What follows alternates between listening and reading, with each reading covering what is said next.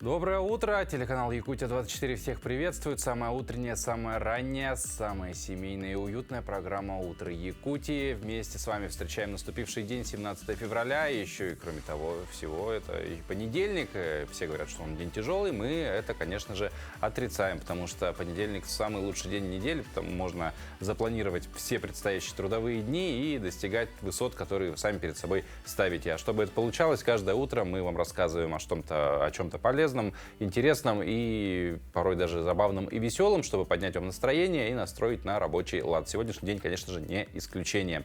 Ну а пока мы отходим ото сна, хочется выразить надежду, что спали вы без включенного света, даже ночного, потому что пока мы спали, научные эксперты из университета Флиндерса предупредили о потенциальной опасности искусственного света в спальне. Исследования показали, что сон при наличии освещения негативно сказывается на здоровье. В ходе изучения, охватившего 85 тысяч участников, ученые выяснили, что даже незначительное освещение, исходящее от уличных ламп, зарядных устройств или экранов электронных устройств, нарушает циркадные ритмы. Это, в свою очередь, влияет на выработку гормонов, процессы пищеварения и восстановления клеток. Также отмечается, что искусственный свет в ночное время увеличивает риск возникновения сахарного диабета второго типа.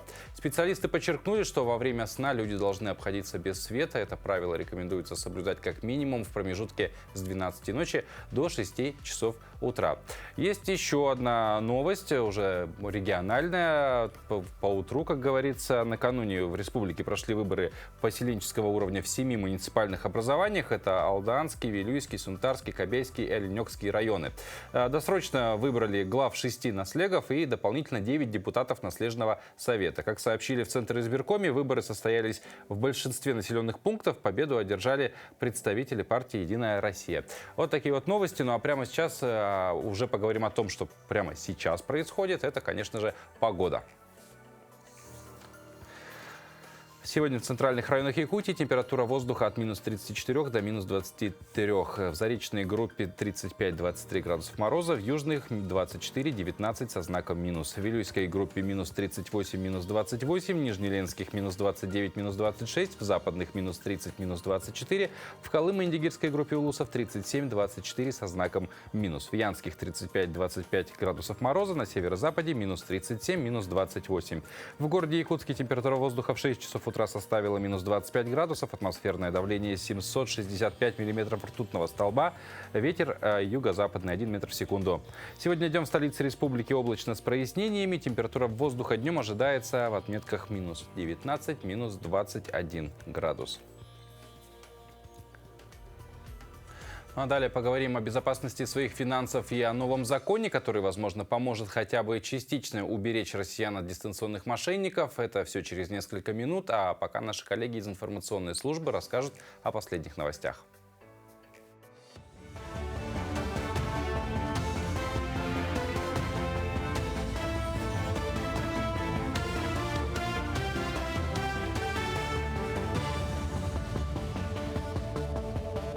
Доброе утро, Якутия. Последние новости к этому часу.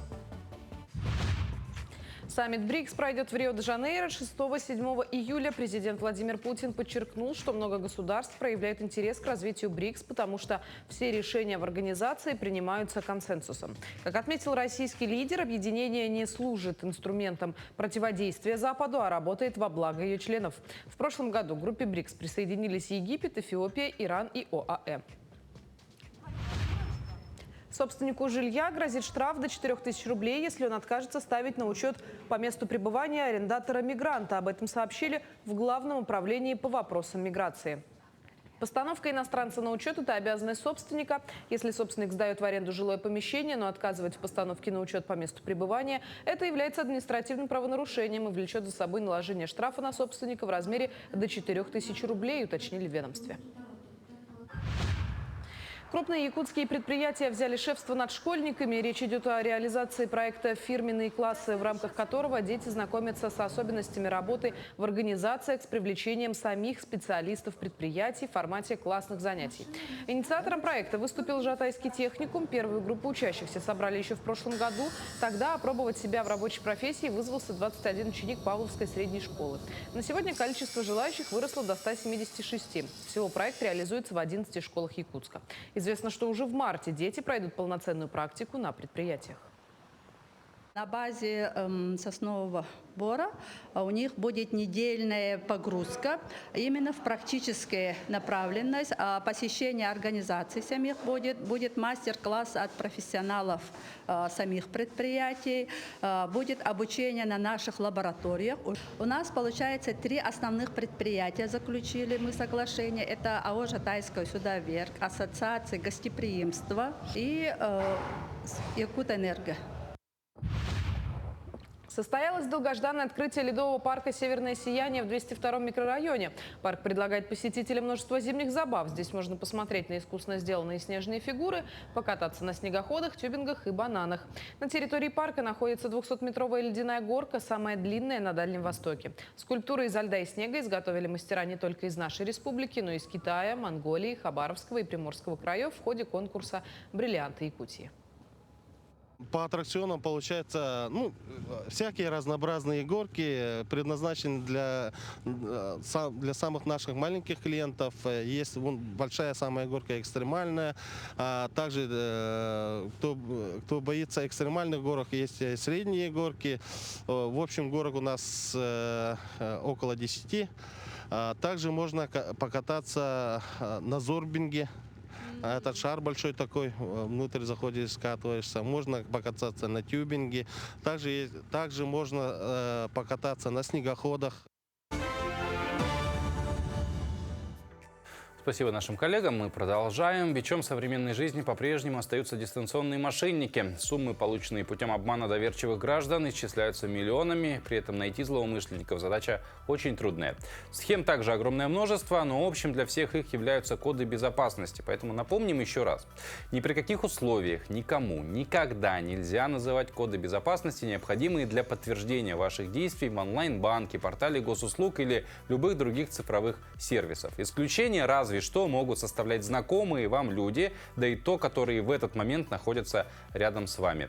Ну а далее расскажем об одном из предлогов, под которым мошенники могут в лучшем случае увести ваши деньги, а в худшем сделать вас должником по кредиту.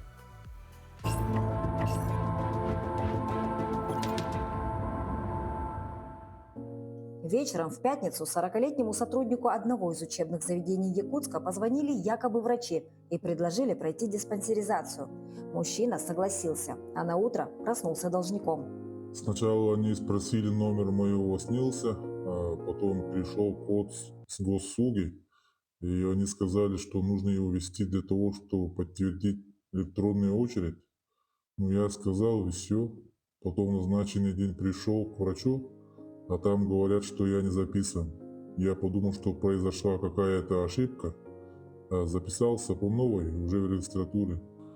И только потом, уже спустя какое-то время, когда я не смог войти в госуслуги, понял, что это были мошенники. Для дополнительной защиты своего аккаунта на портале госуслуг следует настроить контрольный вопрос для смены пароля, затем установить уведомление на электронную почту о входе в личный кабинет и подтверждение в виде одноразового кода. В качестве дополнительной меры безопасности не стоит привязывать к аккаунтам в социальных сетях, давать при получении дисконтных карт либо при заказе в онлайн-магазине тот номер телефона, который привязан к вашему онлайн-банку и порталу госуслуг. Кроме того, не стоит указывать на этих площадках свои настоящие дату рождения и адрес проживания, поскольку их базы данных проще всего взломать.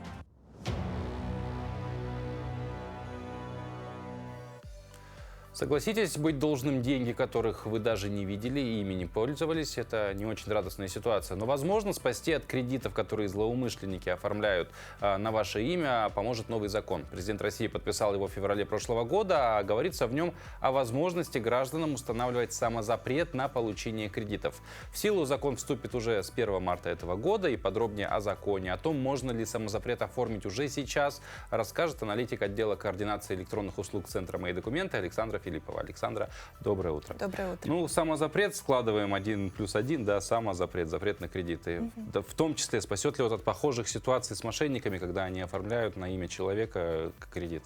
Да, как раз-таки для таких ситуаций предусмотрен этот новый механизм, когда, подав заявление, человек устанавливает запрет. Эта запись вносится в кредитную историю, и при выдаче кредитов будут отказывать при установлении этого самозапрета. То есть, и опять же, и злоумышленники не смогут как Да. минимум взять кредит на Да. имя человека в случае, ну, если, не дай бог, случится ситуация. Ну и опять же, человек может. А вот помимо вот подобных случаев, для чего еще применителен может быть самозапрет на Ну, кредиты? в целом цель самозапрета — это в первую очередь защита от мошенничества, когда, завладев личными данными другого человека, на него пытаются оформить кредит или займ, либо вынуждать человека оформить кредит или займ и потом в последующем куда-то перевести. Также это сохранение денежных средств, это предотвращение каких-то дальнейших судебных разбирательств, и в некоторых случаях это возможность обдумать свое решение перед оформлением кредита или займа. То есть самозапрет можно как установить, потом также легко, если, ну, понятно, куда-то подаются какие-то документы, ну, об этом мы поговорим, но потом можно его снять. Да, все верно. Ну, вот говоря о процедуре, как вообще можно установить себе самозапрет, можно ли уже сейчас, еще не вступил в силу, можно ли уже подавать заявки? Подавать заявки можно будет с даты вступления закона с 1 марта 2025 года, пока только электронно, на портале госуслуги.ру. И примерно с 1 сентября можно будет эту процедуру оформить в офисах Центра «Мои документы». То есть пока подать заранее как-то Да, невозможно. с 1 марта. Ну вот говоря про госуслуги, а как быстро самозапрет устанавливается? Вот человек нажал, все, хочу самозапрет. Там, возможно, какие-то документы прикрепил. Через сколько самозапрет начинает работать? И самое главное, через сколько он снимется, если, собственно, обратную процедуру сделать? Вот, устанавливать самозапрет и потом снимать можно неограниченное количество раз. После подачи заявления установление самозапрета будет на следующий день. А вот если вы решите снять самозапрет, вы подаете заявление, и этот самозапрет снимается в течение 2 дней. То есть это 2 дня, их называют периодом охлаждения, когда можно еще обдумать свое действие, решение, и потом уже запрет снимется на 2-й день. Ну и опять же, если злоумышленники завладели данными с госуслуг, чтобы они сами не сняли и там тут же в момент Да, не сняли деньги. Другой вопрос, да, если финансовая организация все-таки по каким-либо там причинам выдает кредит человеку, у которого будет установлен самозапрет, что-то грозит финансовой организации в таком случае? Тогда по закону такая организация будет лишена права требования к этому гражданину. Ну, то есть можно сказать, что это аннулируется. Кредитная организация не сможет требовать возврата вот этих средств, которые были оформлены в займ или в кредит. То есть человек с самозапретом, ему выдали кредит, и он как бы фактически, если такая ситуация, не дай бог, случится, как-то он в каком-то смысле в плюсе останется даже. Потому что кредит выдан, а прав требовать у организации уже не будет. А на все ли кредиты распространяется эта возможность или какая-то категория определенная? В целом вот изменения в закон, они вносятся в 2 закона. Это о кредитной истории и о потребительском кредите и займе. Только вот те кредиты, те займы, в которых распространено мошеннические действия. Согласно закону, запрет не распространяется на ипотеку, на автокредит и на кредиты в образовательные учреждения, по которым риск мошенничества он минимален, поэтому распространяется на обычные кредиты, кредитные карты, овердрафты или иные займы в микрофинансовых организациях. И, наверное, последний вопрос. Есть ли какие-то ограничения к тем, кто может подавать заявку на самозапрет? Ограничений нет, но заявление подается только лично. Вот с 1 марта как раз-таки на портале со своего личного кабинета можно установить этот запрет. Заявление будет простое, нужно будет только указать сведения, и при этом можно выбрать. То есть установить либо только на какое-то там дистанционное оформление кредитов, да, только в микрофинансовых организациях, либо установить полный запрет. Это выбирается на этапе подачи заявления. Вариативность такая. Да. Кстати, тут можно хорошо поиграться, что называется. То есть, допустим, если мы используем его исключительно как защиту от мошенников, мы просто устанавливаем запрет на выдачу дистанционный. Да. Там, если что-то еще можем там скомбинировать. Это на самом деле, да, очень-очень классно сделано, что есть комбинаторика такая. То есть, если действительно кредит нужен, чтобы 2 дня не ждать, ты можешь прийти лично в банк, это будет быстрее, да, чем мы 2 дня будем ждать снятия самозапрета. Это здорово. Александр, спасибо за эту консультацию. Вам желаем успехов в вашей работе, конечно же. Желаем отличного дня. Ну и вам, дорогие зрители, продолжая тему, которую начали про мошенников, будьте, опять же, бдительны. Вот законодательство пытается нас обезопасить, дать нам механизмы защиты какие-то. Немножко осталось подождать, и вот он появится. Спасибо большое. Спасибо, пожалуйста. Вот. Ну, а мы подарили вам пищу для размышления. Вот будете ли вы пользоваться новым законом или нет, решайте сами. Ну, а чтобы лучше думалось, конечно же, необходимо взбодриться и выполнить комплекс утренних физических упражнений. Тем более, что наш инструктор Александра говорит, что соскучилась по вам, так что не будем ее огорчать после долгих выходных и под ее руководством повторим простые движения. Доброе утро! Мы уже по вам соскучились и подготовили сегодня для вас абсолютно новую тренировку. Начинаем!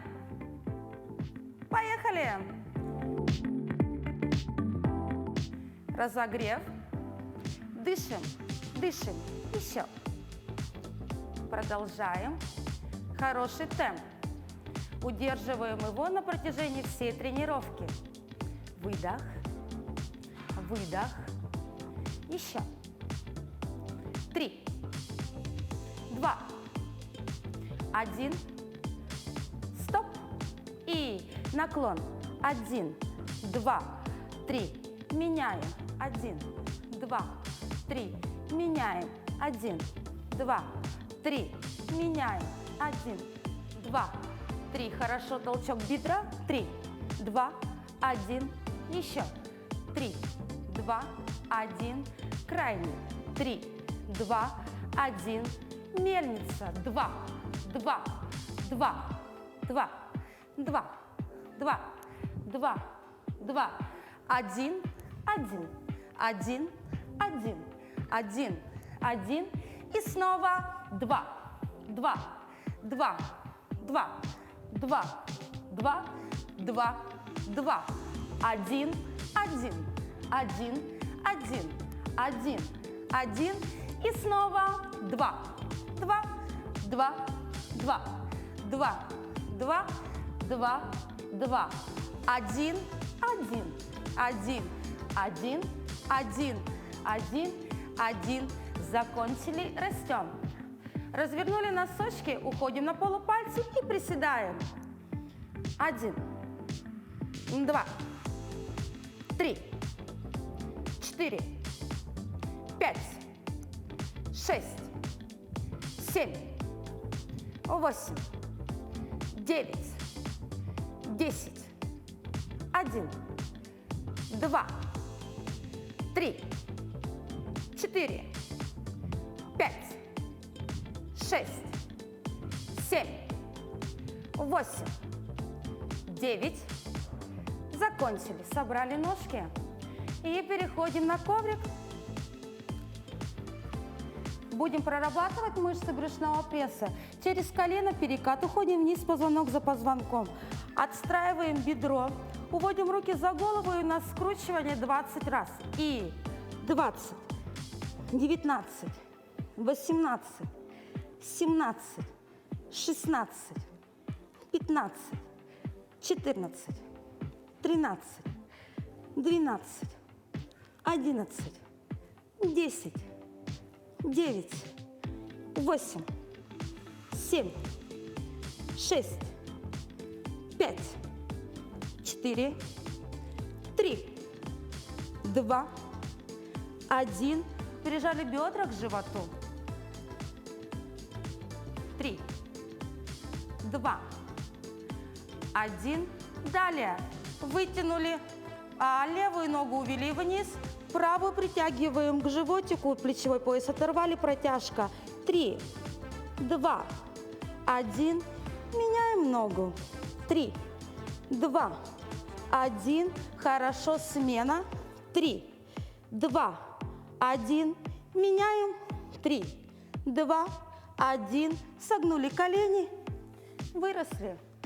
Наша тренировка вас взбодрила.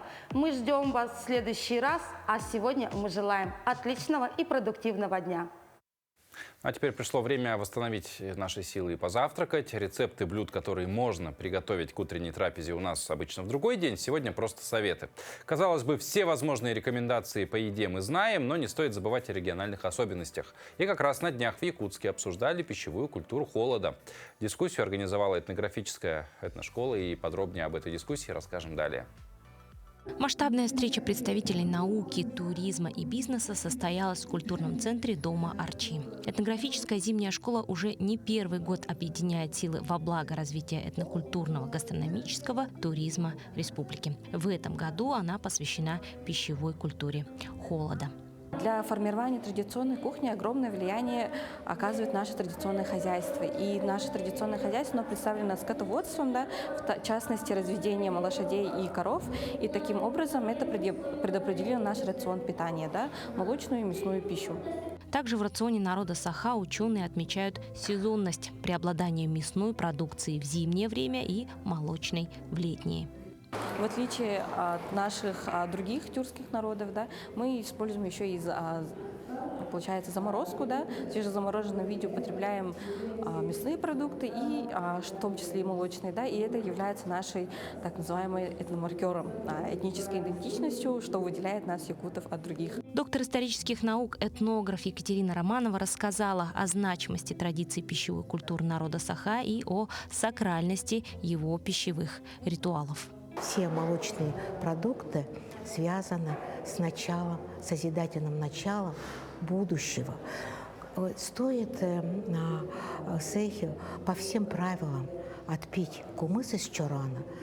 Правильно, самое главное, это ритуал. Вообще, значит, могу сказать о том, что пищевые ритуалы – это тоже часть культуры и философии народа Саха. Тогда у тебя следующий год будет счастливым, потому что белая пища – это пища божеств Аи, которые живут у нас на небе и смотрят за каждым из нас по мифологии и наделяют нас счастливой судьбой. Одной из главных целей мероприятия и участники-организаторы отмечают возможность использования научных данных в продвижении бренда национальной якутской кухни. А чтобы закрепить и применить знания на практике, организаторы приготовили наглядные мастер-классы для участников встречи.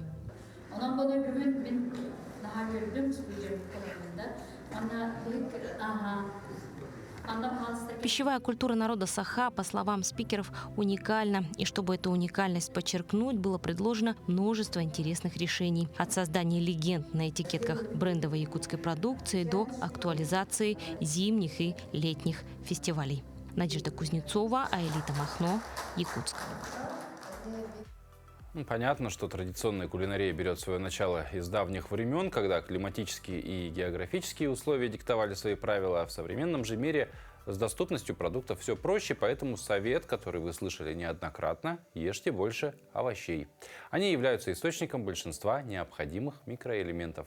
Не знаете, какие овощи выбрать? Выберите капусту, не ошибетесь. Недаром она носит звание царицы овощей. Сейчас расскажем, почему. В ней, во-первых, содержится огромное количество витамина С, который не только укрепляет иммунитет и помогает нам оставаться бодрыми и энергичными. В ней также есть витамин К, который укрепляет кости, и витамины группы В, которые поддерживают нашу нервную систему. Но это еще не все. Капуста богата клетчаткой, которая улучшает пищеварение и помогает нам чувствовать себя легче. Она низкокалорийная, поэтому идеально подходит для тех, кто следит за фигурой. А еще в ней содержатся антиоксиданты, которые борются со свободными радикалами и замедляют процессы старения. При этом капуста – это не только полезно, но и вкусно. Ее можно добавлять в салаты, тушить, запекать, делать из нее голубцы или квасить. Кстати, квашеная капуста – это вообще отдельный хит, ведь в процессе ферментации она становится еще полезнее, обогащаясь пробиотиками, которые улучшают микрофлору кишечника. И неспроста мы сегодня вспомнили капусту. Сегодня отмечается Всемирный день этого прекрасного овоща. Возделывать его начали более 4000 лет назад, а в подтверждение ее полезных свойств можно вспомнить, конечно, исторические факты. Например, в Египте капусту выращивали не только как овощное, но и целебное растение. В Древней Греции Гиппократ использовал ее для лечения отдельных заболеваний и укрепления здоровья. А вот в России капуста стала употребляться в пищу только в X веке, спустя практически 300 лет после появления ее на Кавказе. Семена завезли из европейских стран, и овощ получил широкое распространение по всей стране. И уже к XVI веку она стала популярным и повсеместно выращиваемым овощем в стране. Сегодня, благодаря своей устойчивости к холодам, капуста является основной культурой открытого грунта в России, особенно в северной и средней части, где она занимает до 50% площади всех овощей. Так что, если еще не придумали, чем будете трапезничать в течение дня, выбирайте капусту капусту или что-то, имеющее ее в своем составе. И здоровье укрепите, и дань уважения царице овощей отдадите. Ну а мы пока расскажем о других памятных событиях сегодняшнего дня. На календаре 17 февраля – День российских студенческих отрядов, День кадета в России. По народному календарю – Никола Студеный. На Руси этот день имел также и другое название – Волчий сват. Считалось, что в это время в лесах в разгаре звериные свадьбы. Люди говорили, что о звериных тропах в лесу знает только Никола Студеный, и только ему было ведомо, где устраивает свое логово мать-волчица и как пускаются в пляс лисицы. Студеным Николу прозвали не случайно. Редкий год на Руси в этот день не было морозов.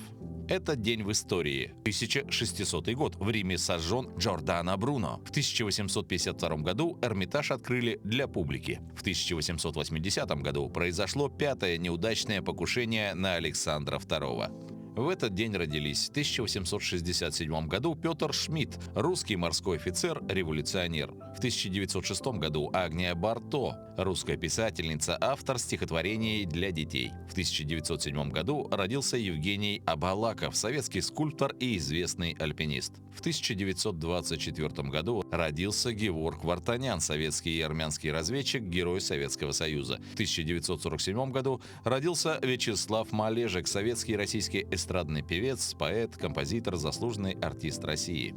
Именины сегодня отмечают Александр, Алексей, Андрей, Анна, Аркадий, Борис, Василий, Георгий, Дмитрий, Екатерина, Иван, Иосиф, Кирилл, Михаил, Николай, Петр, Сергей, Федор, Юрий. Еще одна заметка в календаре – День спонтанного проявления доброты. Согласитесь, приятно, когда вам делают неожиданное какое-то добро. Так что отвечайте тем же, делайте добро другим, и не по просьбе, а вот просто неожиданно и спонтанно. И будет вам счастье. Вот, кстати, сегодня вас тоже ожидает добро с нашей стороны. Оставайтесь с нами, узнаете, о чем мы говорим. Ну вот, делайте добро, будет вам счастье. Кстати говоря о счастье, давайте спросим у детей, что же это такое, как оно выглядит. Первый вопрос. Что такое счастье? Когда человек радуется, помогает другу. Счастье – это когда человек радуется и смеется. Счастье – это человек радуется чем что наслаждается. Счастье – это когда человек радуется. Ну, когда человек радуется, что-то ему дарят. Как человек радуется, ну, это тогда что-то дарят, ну, или так, куда-то приглашают. Человек улыбается. Когда улыбаешься или играешь. Это когда тебе что-то покупают. Это когда что-то дарят или покупают. Это значит, типа, добро. Счастье – это, типа, людям носят хорошее дело или помогают, или делятся. Счастье – это когда здоровый человек и все радуются. Счастье – это когда все радуются и всему тогда что-то показывают. Это радость. Счастье – это когда человек помогает другому. Счастье – помогаешь людям. Кем ты хочешь стать, когда вырастешь? Как там, полицией, спецназом, футболистом. Ну, может быть, у меня целых два вопроса. Быть учителем или художником картины на заказ. Кем ты хочешь стать, когда вырастешь? Футболистом, поваром, стоматологом, полицейским, продавцом. Кем ты хочешь стать, когда вырастешь? Врачом, пожарным. Учителем, полицейским. Кем ты хочешь стать, когда вырастешь? Ютубер. Я хочу стать врачом, парикмахером, шеф-поваром. Ну, говоря про добро, которое мы хотим вам сделать, оно будет, опять же, чуть попозже, но для этого вам понадобится, конечно же, наш телеграм-канал, подписаться на него обязательно, следить, потому что возможность получить подарок от нас будет именно вот там в Телеграме. О ней мы чуть позже объявим. Ну а добро, счастье, почти иногда рядом стоящие вещи. Ждать ли счастья на этой неделе в принципе? К сожалению или к радости мы не умеем видеть будущего. Но иногда можно прибегнуть к помощи астрологического прогноза. Если вы из числа тех, кто, если и не верит им, но хотя бы прислушивается к ним, то для вас прогноз на всю наступившую неделю.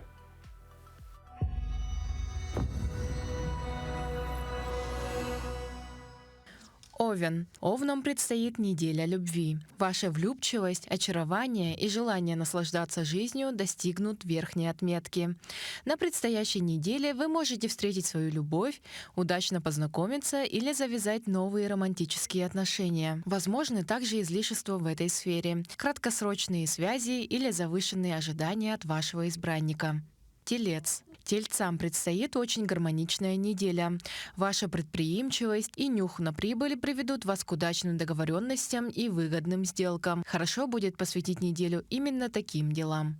Близнецы. Близнецам нежелательно заниматься делами, требующими полной сосредоточенности, точности мышления и аккуратных расчетов. С этим могут быть проблемы. Лучше отложить дела и предаться любви. Эта сфера на предстоящей неделе для вас будет очень многообещающей. Рак. А вот ракам следует, наоборот, заняться расчетами и анализом. Неделя подойдет как для деловых операций и переговоров, так и для анализа чувств и отношений. Мышление будет работать точно и безупречно. Однако в сфере чувств возможны неприятности. Внезапно нахлынувшие эмоции могут выбить вас из колеи, ухудшить ваше настроение и принести негативные переживания. Лев. Львам на предстоящей неделе предстоит пора любви и творчества. Играйте везде, где можете, в любовных отношениях, на сцене перед зрителями или просто проявите свою неповторимость перед друзьями. Вы будете особо остро чувствовать красоту и излучать обаяние. Дева. Девы могут получить предложение, которое связано с переездом или сменой места жительства.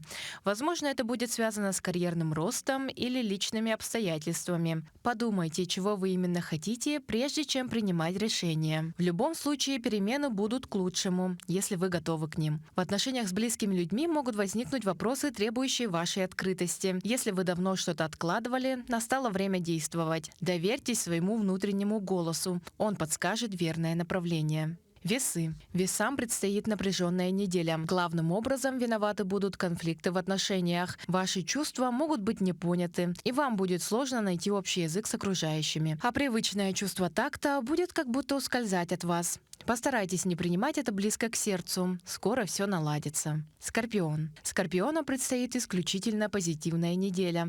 Вера в себя, самоконтроль, расчетливость и точность мышления – вот что будет помогать вам на следующей неделе. Период хорош для принятия важных деловых решений, переговоров и умственной работы. Стрелец. Стрельцам предстоит неделя полная обаяния и любовной игры. Период способствует построению и углублению романтических отношений.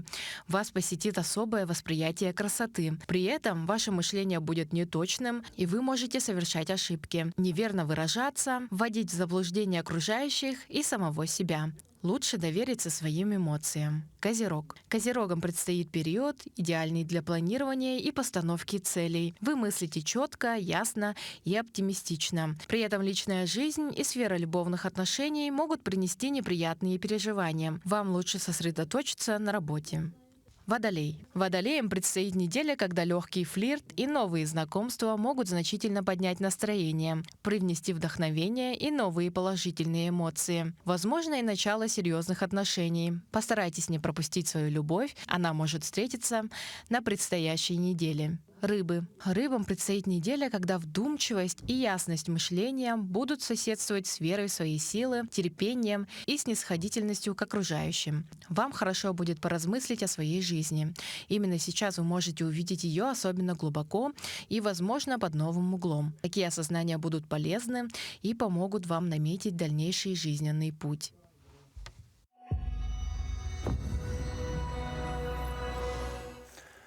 Прислушиваться к прогнозу или нет, решать исключительно вам. Мы же советуем всегда помнить, что все зависит только от нас и от нашего отношения к происходящему вокруг.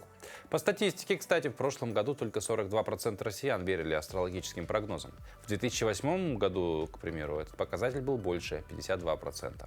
Возможно, связано это с развитием технологий, увеличением доступности информации. Астрономы, кстати, в свое время проводили исследования, но не нашли подтверждений того, что расположение звезд на небе во время рождения человека может как-то повлиять на судьбу. Но исследование космоса не стоит на месте, и, может быть, однажды нам официально заявят, что астрологи были правы. Не исключено. Пока же мы просто смотрим на звезды и не отрицаем того факта, что они прекрасны. И фантазируем, что же ждет нас хотя бы за пределами нашей Солнечной системы. На эту тему даже очень много фильмов снято. Например, «Интерстеллар» Кристофера Нолана с прекрасным музыкальным сопровождением от Ханса Циммера, который он написал на органе. Не менее прекрасные композиции пишут и на самом классическом инструменте – фортепиано. Об истории одного такого инструмента расскажем далее.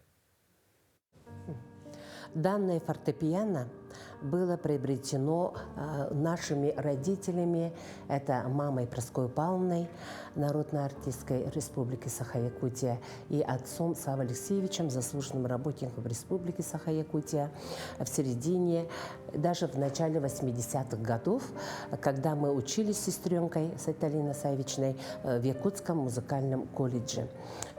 Когда мы жили в селе Майя, у нас было другое фортепиано, современное, это фортепиано 70-х, 80-х годов. Когда переехали, мы там оставили, но в городе обязательно у нас, как сказать, ну, как обязательный инструмент, чтобы учиться в музыкальном колледже, это надо было иметь дома инструмент. И у нас с детства все прошло, когда у нас было дома все вот это музыкальный магнитофон, радиолы, и обязательным атрибутом или аксессуаром нашего дома было фортепиано. Данное фортепиано изготовлено в 60-е годы, называется «Приморье». Изготавливалась только в Приморском крае, в городе Артемск, с 1957 года. Данная фабрика музыкальных инструментов проработала до 90-х годов, ну точнее 95-го года. В течение своей деятельности эта фабрика изготовила около 100 тысяч музыкальных таких клавишных инструментов. И вот одна из них находится сейчас в фонде данного музея, Музея музыки и фольклора.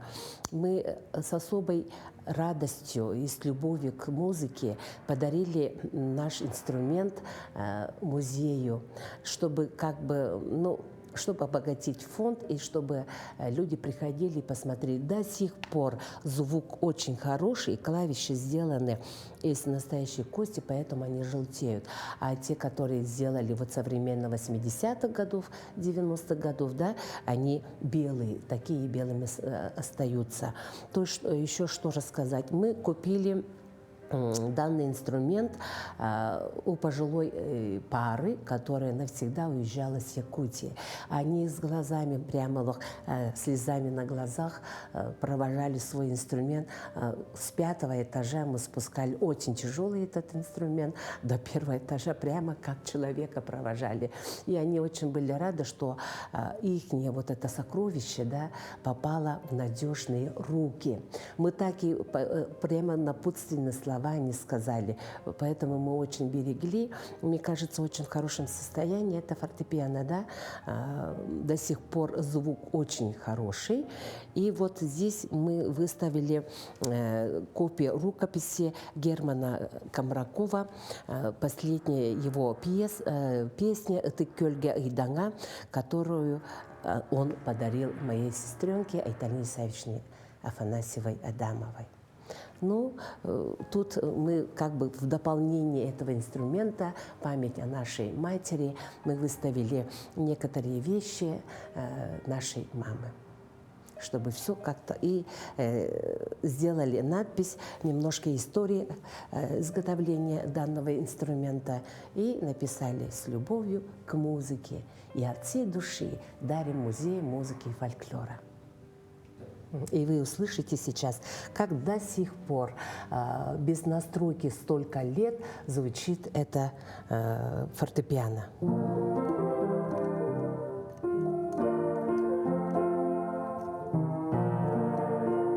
Звук богатый, тембровый же, очень хороший звук. До сих пор, если настроить нормально, мне кажется, и в настоящее время, и сейчас бы дал бы концерт. Кто-нибудь там из профессионалов тут бы сыграл. Ну, фортепиано – это, конечно же, классический инструмент, на котором написано огромное количество, вообще множество произведений классической музыки. А классическая музыка, она еще и облагораживает. Представьте себе два одинаковых помещения с одинаковыми людьми. Но в одном будут играть современные популярные треки, а в другом классические композиции. Разница, да, чувствуется. А еще человека облагораживает его речь. Чтобы сделать ее еще более благородной, на помощь придет наша рубрика «Говорим правильно». Мы продолжаем с вами говорить о нормах русского литературного языка. Но при этом мы с вами помним, что нормы не являются чем-то незыблемым, постоянным и вечным, как египетские пирамиды. Конечно, нет. Меняемся мы, меняется наша речь, и, как следствие, меняются нормы произношения, ударения и образования грамматических форм. Например, еще в конце 80-х годов глагол «клеить» имел ударение на гласном «и», то есть на окончание. То есть было правильно говорить «он клеит», «ты клеишь». А сейчас такое ударение в словарях имеет помету «устарелое». Вообще, надо сказать, что глаголы на «ить» нередко приносят нам проблемы. Как правильно сказать? Звонить? Звонит? Включит? Или как-то по-другому? Это происходит потому, что некоторые глаголы в группе на «ить» имеют подвижное ударение, то есть они меняют свое место при изменении слова. Например, «он ходил», но в настоящее время не будет «ходит». А некоторые, наоборот, имеют неподвижное, как глагол «звонить». Звонить, звонишь, перезвонит и так далее. А есть еще и такие глаголы, как глагол «клеить», «клеить», «клеить», которые перешли из одной группы в другую. Давайте говорить правильно. Всего доброго.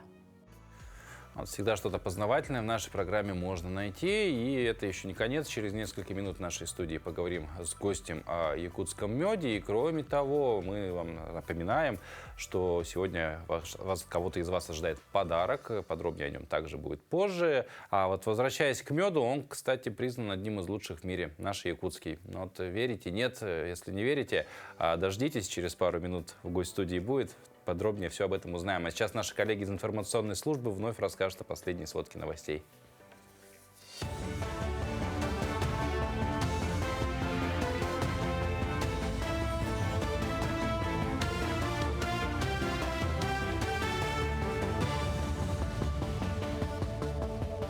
Мы продолжаем освещать самые заметные события. Доброе утро. Владимир Путин провел совещание с постоянными членами Совета Безопасности, в ходе которого участники обсудили меры по подготовке к природным чрезвычайным ситуациям. Глава государства отметил, что с наступлением весны неизбежны пожары и паводки. Для того, чтобы минимизировать ущерб для граждан и экономики, необходимо заранее подготовиться к этим событиям. В совещании приняли участие председатель правительства Михаил Мишустин, председатель Совета Федерации Валентина Матвиенко, председатель Госдумы Вячеслав Володин и другие постоянные члены правительства. С докладом выступил министр по делам гражданской обороны, чрезвычайным ситуациям и ликвидации последствий стихийных бедствий Александр Куренков. Уважаемые коллеги, добрый день. Мы приближаемся к весне неизбежно. А весной, а затем и летом у нас, как известно, проблемы, связанные с чрезвычайными ситуациями. Это и паводки, пожары. Все, к сожалению, неизбежно, но для того, чтобы минимизировать ущерб и для граждан, и для экономики, нужно заранее об этом подумать и подготовиться к этим событиям. В селе Бердигистях в рамках фестиваля «Мусустар» прошел муниципальный этап кулинарного поединка «Секреты шефа» имени Иннокентия Тарбахова. В конкурсе участвовали две конкурсантки до 35 лет. В жюри работали опытные кулинары-технологи Айта Петрова и Степанида Тарасова. По итогам конкурса победительницей стала Мария Леонтьева из Кировского наслега. Ее блюдо из куропатки вызвало восторг жюри. За путевку на республиканский этап конкурса сражаются два участника. Это Халбы Юлия из Адонунского наслега. Она сегодня презентовала блюдо под названием «Мраморное мясо улусыгы» из брусничном соусе. И второй участник из Кировского наслега Леонтьева Марина. Она нам презентовала блюдо «Куропатка по-домашнему». Подробно описали перед членами жюри описание технологической обработки блюда на тему «Якутское блюдо». Ну а жители Выборга Ленинградской области знакомились с культурой Якутии. Там состоялся фестиваль «Северная радуга». В программе выставка декоративно-прикладного искусства. Якутские мастера привезли украшения, изделия из кожи, меха. Большое внимание к предметам из дерева. Якутский балаган, чороны, алукмас. Все сделано вручную. На фестивале познакомили и с якутскими настольными играми, а еще тому, как правильно строгать рыбу. Мастер-класс по строганине проходил на свежем воздухе. Основная цель фестиваля – сохранение и укрепление традиционных ценностей.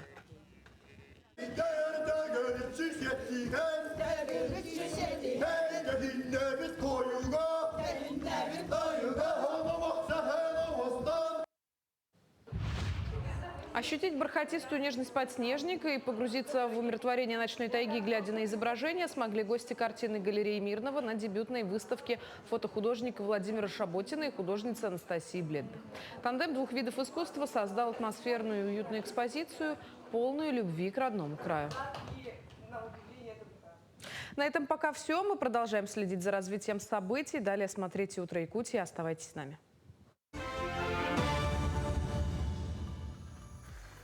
Утро набирает свои обороты, день почти начинается, и вот с утра чаечка бы да с медом, и вот говоря про мед. Мед, собранный в селе Мяндиги Амгинского района Якутии индивидуальным предпринимателем Маратом Заляловым, занял второе место в категории «Полифлерный мед» международного конкурса API Global 2025 в Уфе.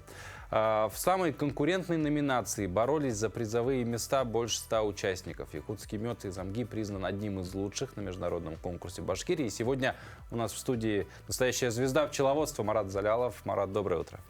Поздравляем с успешным таким. Я вот когда услышал про, что якутский мед на международном конкурсе второе место, ну как-то для меня это как будто бы что-то из области фантастики, просто учитывая оригинальные особенности. Мед все-таки это растение, север с растениями дружит как бы не очень сильно, но оказывается я ошибался, чему действительно рад. Подробнее о конкурсе для начала расскажите вообще, сколько было соперников точно, каковы вообще впечатления от участия?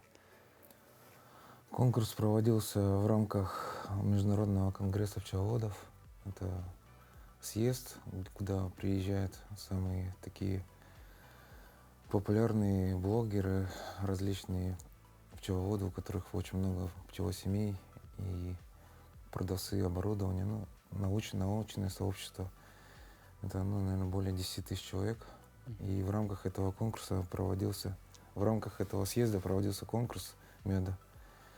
И наш мед занял второе место в самой конкурентной категории разнотравный или по-другому полифлерный мед. Это вот этот мед из небольшого села Мяндиги, он отличился от других своих конкурентов, то что по ряду показателей, среди которых самое главное это вкус, аромат и определенные особенности, которые оцениваются международным советом сомелье медовых. Это такая есть, оказывается, специальность. Я, в принципе, недавно тоже узнал, и они сказали, что это выдающийся мед, и вдвойне приятно то, что это, во-первых, в самой такой конкурентной категории, и во-вторых, это именно наш мед из Якутии.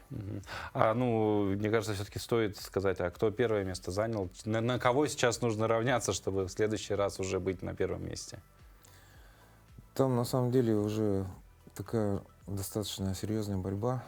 Туда отправляют сотни образцов и с разных регионов России. Самые у нас лидеры Башкирия, Северный Кавказ, юг России, Сибирь И мы тут тоже свое достойное место заняли. Это очень хорошо. А вообще вот разнотравный, да, полифлорный мед, чем отличается от других видов меда? Какой вообще мед распространенный? То есть, ну, мед каждый человек хоть раз в жизни ел. Я, допустим, вот мед да мед, да, он, оказывается, там подразделяется. Ну, прежде всего, это, наверное, монофлорные меды, то есть мед, собранный с определенной культуры. Обычно это агрокультура, то есть, которую засевают, допустим, гречка, знаете, да. Кроме этого, есть дикоросы. Это вот липа, да, самый, можно сказать, известный и один из наиболее ценных медов в России и в мире. Он производится в Башкирии и в ряде других регионов. У нас это 3 меда. Это вот разнотравье, иван-чай, который вы все хорошо знаете. Это такой прозрачный и светлый мед с тонким ароматом. И падевый мед, да. Падевый мед собирается осенью. У нас очень много растет ивы, как вы знаете, по берегам рек. И осенью с него пчелы собирают не мед, а такой своеобразный сок, сладкий сок растений, который обладает тоже довольно специфичным вкусом, на который тоже есть свои поклонники. А вот говоря про региональные, да, особенности, я уже упомянул, что все-таки мед — это пчелы с цветами работают, с растениями, какими-то на севере с растениями. В принципе, из-за климата все плохо. С какими трудностями, вообще климат, трудности это представляет из себя или нет? И если нет, то какие-то, может быть, все-таки присутствуют препятствия в развитии пчеловодства в Якутии?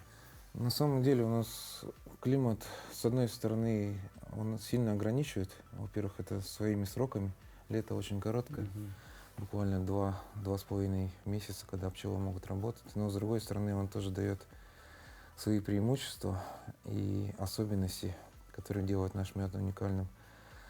Из преимуществ следует отметить, что растения, которые у нас произрастают в этот короткий вегетационный период, они стараются, в кавычках, произвести как можно больше продукции в виде нектара, в виде своей зеленой массы.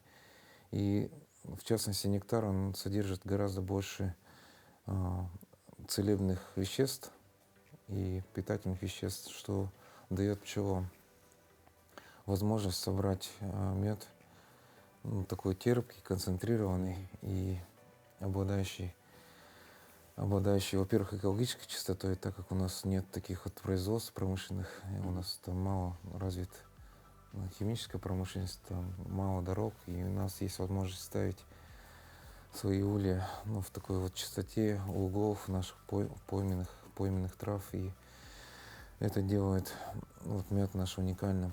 И в то же время короткое лето не дает развиться паразитам пчел, и, соответственно, мы почти не применяем химию для того, чтобы с ними бороться. Единственное ограничение — это у нас короткое лето и, соответственно, длинная зима. И из-за длинной зимы предъявляются высокие требования подготовки к зиме, оборудования зимовки. Ну и не каждая, наверное, порода пчел может выжить у нас. Не каждая порода пчел. Сейчас мы, допустим, концентрируемся на среднерусской породе пчел. Ну, это вот те пчелы, которые мы сейчас привозим с Башкирии, занимаемся селекцией, репродукцией вот именно этих пчел. В принципе, есть ли какие-то пчелы, которых пытались разводить в Якутии, но они вот просто за счет, опять же, холодов не выживают? Потому что видов пчел огромное множество же тоже. У нас несколько пород в России, ну вообще в мире их там больше 10, я думаю. У нас в России где-то порядка 4-5 пород, которые мы активно сейчас продвигаем. Ну не мы активно, а вообще промышленность пчеловодная продвигает. Мы вот сейчас решили остановиться на одной, на среднерусской, башкирской популяции, которая наиболее зимостойкая. Они прям зимуют, да, полноценно? А вообще попытки пчеловодства, они, наверное, с конца 19 века в Якутии, да, это вот Марха, там, где первые вот поселенцы, крестьяне русские, начали заселяться и культивировать. Потом в советский период тоже были попытки. У нас единственное ограничение, ну, самое главное ограничение — это все-таки не пчелы и не климат, это то, что у нас нет традиции пчеловодства, когда вот от деда, там, от родителей передается знание, да, такое. Сейчас у нас современный период пчеловодства, можно сказать, когда у нас эти знания стали доступны через сети интернет, социальные сети. Доступность информации. Мы можем это непосредственно у таких гуру учиться, да, как и в России, так и международных, там, не знаю, канадских каких-то пчеловодов. Мы это все нам дало на данный момент, последние 10-15 лет, совершить определенный скачок и вот благодаря этому получить первые успехи. Ну, на самом деле, скачок-то неплохой, опять же, полифлорный мед, я уже, надо говорить, разнотравный, да, потому что чем я в это научное название уперся. Но второе место среди, мы сказали, больше 100 участников только в этой номинации, ну, это серьезный показатель, тем более, как мы уже перечислили особенности, которые мешают работать, опять же, отсутствие каких-то традиций именно связанных с пчеловодством, можно сказать, в каком-то степени с нуля. Я вас с этим поздравляю, конечно же, желаю дальнейших успехов. Ну, чтобы о якутском меде уже узнавали во всем мире, я думаю.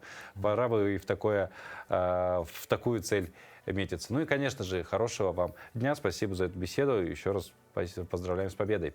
Спасибо. Ну и завершая наш сегодняшний эфир, мы говорили про подарок, который вас, дорогие телезрители, ожидает. Да, уникальная возможность получить как раз-таки мед в подарок у вас есть. Для этого необходимо подписаться на наш телеграм-канал и ответить на вопрос под последним постом. Вот, кстати, QR-код где-то вот тут, по-моему, есть. Сканируйте его, все у вас получится. А вопрос следующий. Какой редкий вид меда, собираемый пчелами с цветков определенного растения, обладает естественным голубоватым оттенком и высоко ценится за свои уникальные целебные свойства? Ответы нужны под постом с этим вопросом в нашем телеграм-канале. Кто будет первый, получит мед. А я с вами прощаюсь до завтра. Завтра вновь встретимся, будем встречать наступивший день. А на сегодня отличного настроения и чтобы все у вас получилось.